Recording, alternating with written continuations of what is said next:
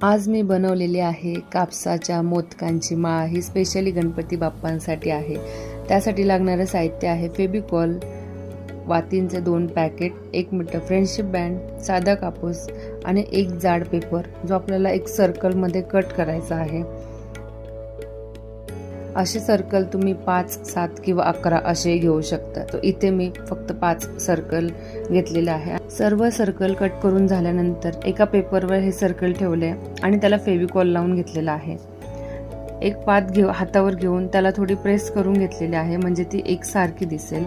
जर ही वात खूप मोठी असेल तर तुम्ही याला कट सुद्धा करून घेऊ शकतात। ते आपल्याला एक सूर्याच्या चित्रासारखं, एक सूर्यफुलासारखं आपल्याला ते लावायचं आहे। त्यासाठी तुम्ही व्हिडिओत बघतच असाल। तर इथे मी फेविकॉल लावून घेतलेला एक सर्कलला, त्यानंतर वात कट करून घेतली आणि त्याचं एक टोक असं सर्कलवर ठेवलेलं आहे आणि अशा पद्धतीने सगळ्या बाजूने ह्या वाती चिटकवून घ्यायच्या आहेत, म्हणजे ते एक सूर्याच्या चित्रासारखं दिसेल।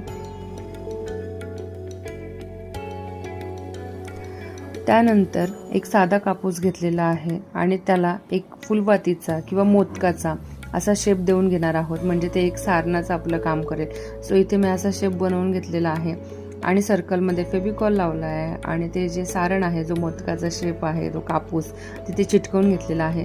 सगळ्यानंतर हातावर उचलून घ्यायचं आणि सगळ्या वाती एकसारख्या अशा जवळ करून सगळे त्याचे पॉइंट्स असे चिटकवून घ्यायचे आहे आणि त्याला थोडं प्रेस करून गोल फिरवून घ्यायचं आहे, म्हणजे हे सेम असं मोदकासारखं दिसणार। आणि हातावर थोडं प्रेस करायचं म्हणजे आपला मोदक हा सारण भरलेला मोदक दिसतो। त्यानंतर मी फ्रेंडशिप बँड घेतलेला आहे आणि त्याला असं क्रॉस करून तिथे स्टॅपलर मारून घेतलेला आहे। त्यानंतर एका बाउलमध्ये तुम्ही कुंकू आणि 1 थेंब पाणी असं मिक्स करून घ्या आणि त्यानंतर मोदकाच्या फक्त टोकांना हे असं कलर लावून घ्यायचा आहे, म्हणजे ते कुंकू लावून घ्यायचं आहे। ते एक कलर सारखं दिसणार। तुम्हाला जर दुसरा कुठला कलर द्यायचा असेल तर तुम्ही तो सुद्धा यूज करू शकतात। त्यानंतर पहिला मोदक मी इथे चिटकवायला घेतलेला आहे, जिथे आपण स्टॅपलर केलं होतं तिथे पहिला मोदक चिटकवायचा आहे आणि त्यानंतर सेम अंतरावर उरलेले जे 6 मोदक आहेत ते असे समोरासमोर मी लावून घेतलेलं आहे। सेम आपली फुलांची माळ असते त्या पद्धतीने असं चिटकवून घ्यायचं आहे। 1 तास सुकल्यानंतर किंवा अर्धा तास सुकल्यानंतर तुम्ही ही माळ गणपतीला घालू शकतात आणि खरं सांगते इतकी सुंदर दिसते ही माळ। उकडीचे मोदक बाप्पासाठी आपण बनवतोच, पण ही माळ तुम्हाला बघून कशी वाटली मला कमेंट करून नक्की सांगा।